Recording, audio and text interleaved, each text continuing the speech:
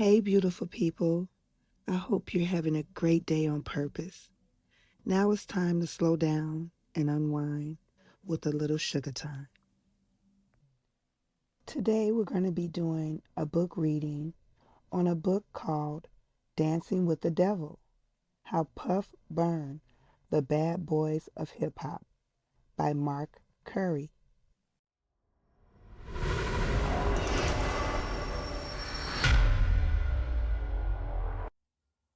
It's a funny thing, fame. One day you're on top of the world, sipping Cristal while composing a song aboard a private jet bound for Jamaica. A year or two later, you're drinking Mad Dog 2020 and flipping burgers in Hell's Kitchen. As an artist on the Bad Boy Entertainment label, I spent the last decade traveling around the world to entertain fans of hip-hop music. I've been in million-dollar music videos. I've recorded with some of the biggest names in music, including David Bowie, Jimmy Page, Snoop Dogg, and Busta Rhymes. I've attended more celebrity events than I can remember. There were parties that I like to recall but can't because my memory was compromised by too much alcohol and drugs. Fame can be a sneak peek into heaven or a premonition of hell, and on occasion can feel like both at the same time. Oh my God, I know you. I saw you in a video, two teenagers ran up to me and said when they saw me shopping with my son at a local mall. I smiled, thanked them for acknowledging me, and tried to leave it at that. But the question shifted to the topics that take too long to explain while snacking at the food court or standing in the checkout line at Foot Locker. How did you become a bad boy? They asked. How did you meet Diddy? What's Kim Porter like? They wanted to know about the real Sean John Combs, the man formerly known as Puffy, then Puff Daddy, then P. Diddy, and then Diddy. David Letterman once joked that Puff changes his name so often that it's only a matter of time before he'll be known as Yankee Doodle Diddy. To keep things simple, I'll call him Puff, his current preference. I first met Puff in early 1995 when he was Puff Daddy, a Harlem record producer who was largely unknown outside of music circles. That April, one of the hottest new nightclubs in Atlanta opened on West Peachtree in Midtown. Although owned on paper by Barbara Cook, Platinum House was run by two of my buddies, Chris and V. Barbara was the widow of Sam Cooke. V married Barbara's granddaughter, Nicole Alexander, in 1994. Designed to attract a national celebrity clientele, Platinum House was a success out of the starting gate. First, V hired some of the finest exotic dancers in Atlanta. Then, he hired an interior designer who created a set which rivaled the best from Hollywood. The building itself resembled a castle. Platinum House was a black version of Studio 54 without the kinkiness and with dancers paid to shed their clothing. The combination guaranteed that men would leave home, even in cold weather, to lust and spend a shipload of cash. To hype the club, V made arrangements with Bad Boy Entertainment to host Bad Boy Fridays at Platinum. The parties were managed by Anthony Wolf Jones, a longtime friend and personal bodyguard for Puff. Jones was known as Wolf partly because his hairstyle reminded people of Eddie, Wolfgang, Monster, Herman's little Hellraiser.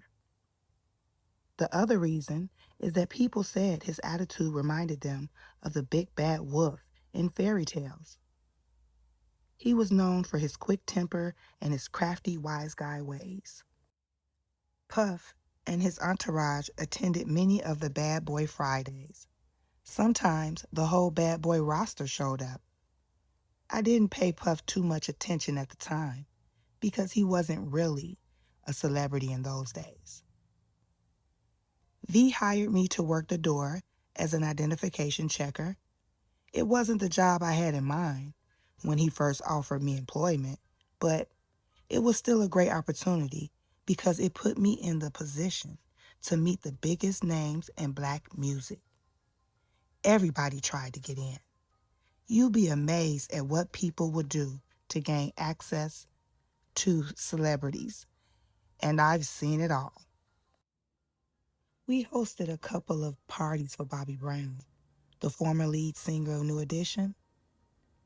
After a few weeks, I noticed that Bobby often arrived with a dude named Eddie, whom I knew from way back. Eddie lived in College Park then and was a well-known drug dealer.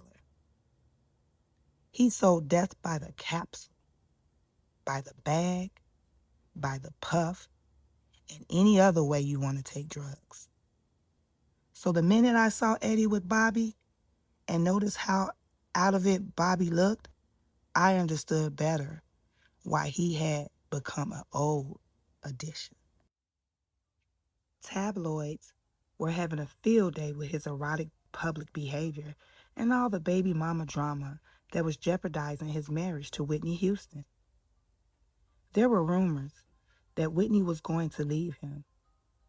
She had already stopped paying the mortgage on his mansion, the one formerly owned by Michael Thieves, the so-called Scarface of P. Thieves controlled most of the peography business throughout the country from that mansion. Despite his money problems, Bobby had so many hangers-on that even his leeches had leeches. In the early fall, Platinum House hosted an after-party during a big birthday bash weekend for Atlanta-based record mogul Jermaine Dupri. Celebrities came from all across the country. Marion, Suge Knight of Death Row Records, blew into town with his posse, including his longtime friend and bodyguard Jay Hansen, Jamal Rubbles, known in the streets as Big Jake. Suge and Jake had been friends for ages, and the fact that Jake had just got out of prison 2 days earlier gave the celebration a double meaning for them. Puff was there as usual with his crew, among them Jason Brown and Wolf, his childhood friends. Wolf was Puff's full-time bodyguard. This night at the Platinum attracted members of the two largest gangs in Los Angeles, the Crips and the Bloods, who had been moving into Atlanta since the late 1980s. Some of them had money as a result of large-scale drug dealing. Some were Bloods who were in the money through their ties to Suge. No stranger to Atlanta because he was once a bodyguard for Bobby Brown.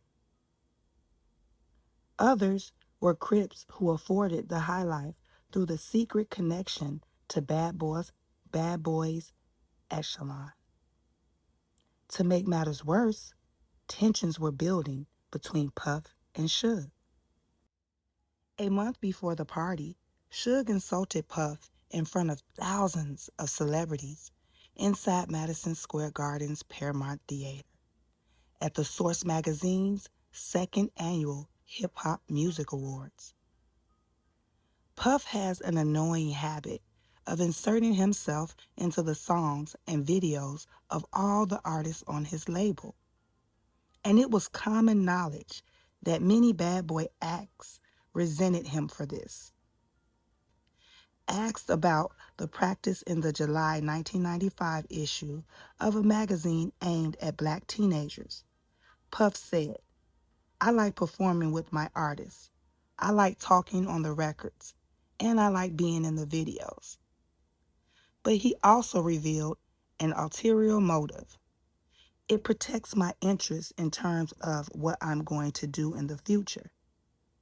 Say if a company tries to remove me, it's going to be hard to remove me and still have all my acts and the same level of intensity and the same flavor and feeling. Even worse, Puff charged the artist for his appearances on their records and videos, usually without them realizing it until they received their paltry publishing royalty statements. That's when they discovered that a large sum of their money had gone to fees, which were doubled, tripled, and even quadrupled because of Puff's special guest appearance. He charged artists, for example, for having his Bentley in their videos, which he insisted upon, then took a tax credit for the business use of the car. A few had complained publicly that Puff was upstaging them as much as he was promoting them. They felt that his presence was more of a distraction than an attraction, since critics considered Puff a mediocre rapper and a marginal dancer at best. They pointed out that you never saw Suge making himself the focus of videos by artists on death row, and you never saw Russell Simmons fronting on Def Jam videos. On the other hand, you never saw a Bad Boy video or heard a Bad Boy rapper without a cameo by Puff. While accepting a special award, Suge castigated Puff for being such a publicity pimp. Staring in Puff's direction, Suge said, "To all you artists out there who don't want to go on a record label, where the executive producers all up in the videos, all on the records, dancing, then come to death row." Since Suge was on Puff's turf in New York, East Coast rappers felt disrespected. No sooner had Suge finished the statement than Puff's supporters retorted with, "F the West Coast," and "West Coast, East Coast." Young men dressed like gangbangers rose from their seats and got ready to rumble. But MC Ed Lover rushed to the mic and tried to embarrass everybody into behaving. When you watch the Grammys and American Music Awards, you complain about how they misrepresent hip hop, Lover said, a daddy disappointed with his kids. Don't F this award show up. Snoop Dogg, Dr. Dre, and Puff also rushed to the podium and asked the audience to chill, which they did. Despite the appearance of unity and calm, Suge's comment tongued Puff, but they also triggered a geographical dividing line between rappers on the two coasts. In failing to respond to Suge's aspersions, Puff lost the respect of a lot of young hip-hop fans that night. He had been called a chump by his equal and failed to refute it. Into this already explosive mix were some ill-informed brothers who had female issues. I'm talking about dudes who have a "that's my B" mentality, those who regard every woman not related to them as a slave or an animated S toy. Anyway, as bad boys gathered in one corner at Platinum House, Nicole and Wolf chattered by the downstairs bar. Nicole was raised among Black's music royalty, so she's not the type of woman who will tolerate being disrespected. In addition to being Sam Cooke's granddaughter, she is a stepdaughter of famed Motown singer Mary Wells. When Mary Wells was down and out and living in South Central, one of the neighborhoods she lived in was controlled by Bloods, and one of the Bloods that Nicole knew personally was none other then Suge. Wolf kept his cool as Suge and Jake approached Nicole. Suge stood to Nicole's right while Jake stood on Wolf's left. Wolf refused to acknowledge either of them. So, you're out here sucking all these East Coast niggas' icks, doing on these bad boy Fridays, huh? Suge and Jake weren't aware of it, but they might as well have been standing in front of the OK Corral in Tombstone. You could sense the Green Reaper's presence.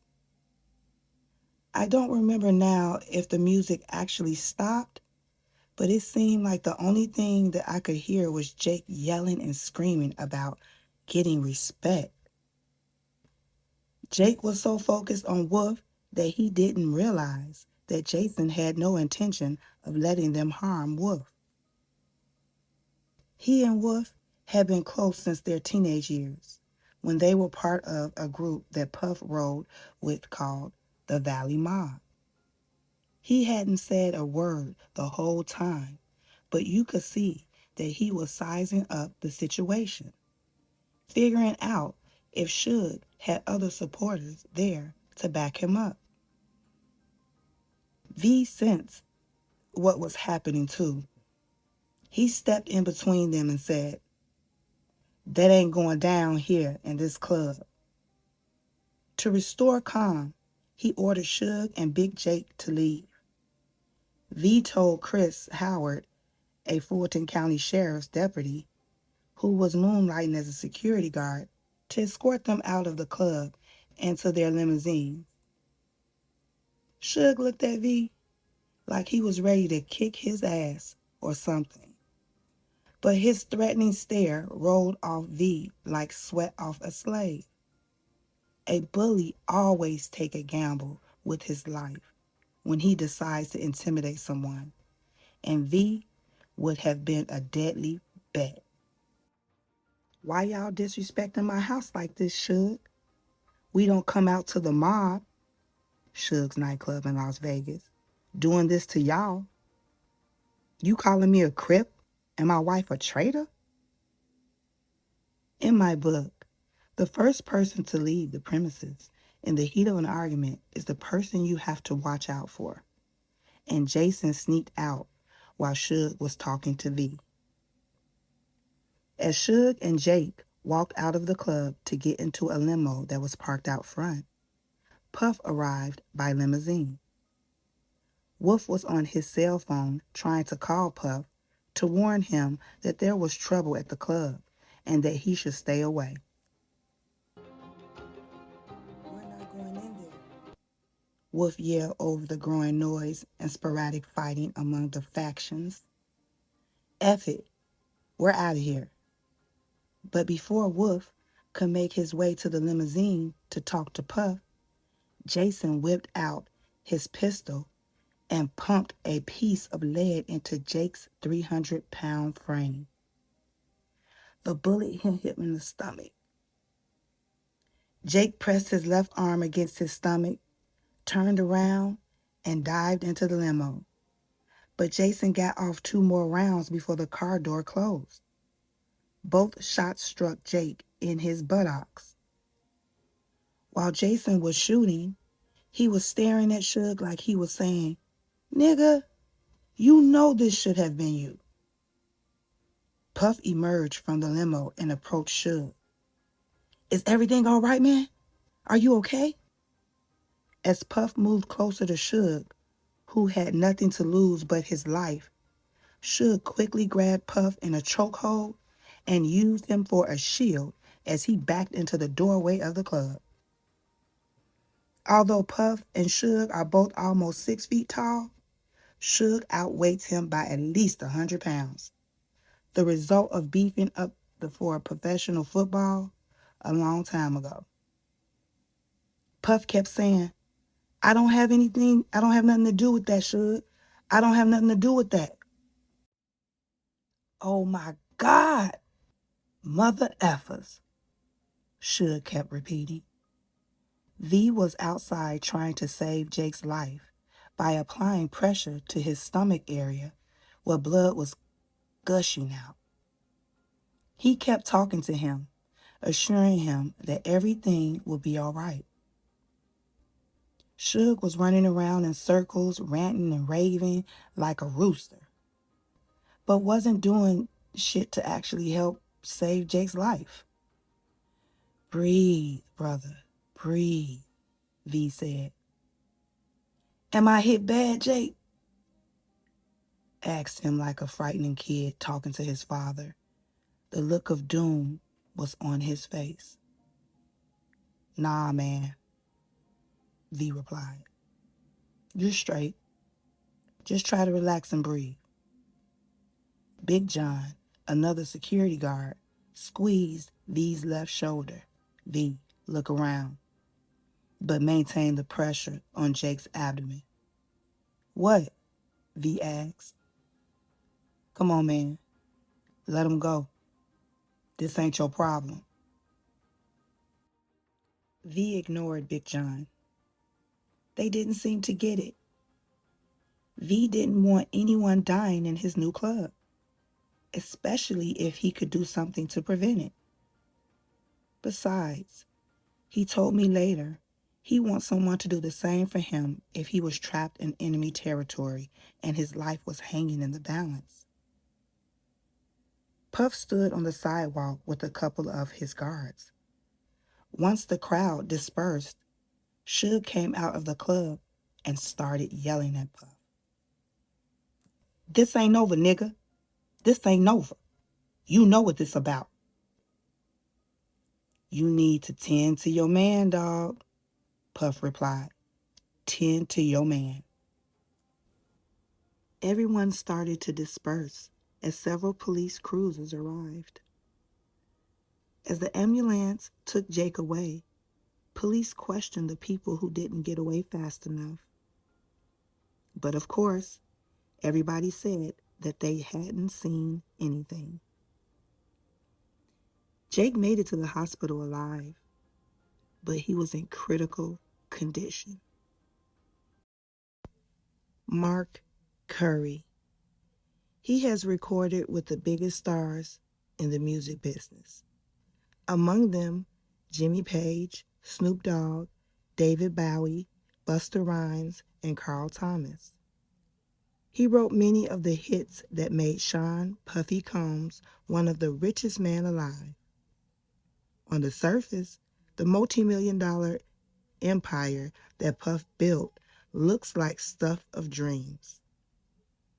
But after working with Puff for a decade, Curry discovered that Bad Boy Entertainment is not, as Puffy promises, a place where dreams come true. No, it is a shell game where rigged contracts robbed artists of their time, dreams, and publishing rights. Dancing with the Devil reveals startling new details about key events in the fast-paced, controversial, and sometimes deadly world of hip-hop music, including how Puff abandoned Notorious B.I.G. only hours after he was gunned down, Puff's close relationship with the man who took credit for shooting Tupac at Quad Studios, fresh evidence in the 1995 murders of Suge Knight's bodyguard Big Jake, Puff's betrayal of Shyne and lies to the grand jury and during trial, how drug abuse may have been behind Puff's brutal attacks on both strangers and colleagues, including record mogul Steve Stoute and the late Shakir Stewart. In revealing the dark side of the industry, Curry hopes to provide a roadmap for reforms needed before more artists end up in poverty, in prison, or in the grave. Let's continue to discover how Puff burned the bad boys of hip-hop. Tune in next week for Chapter 2. I hope you enjoyed. Thank you.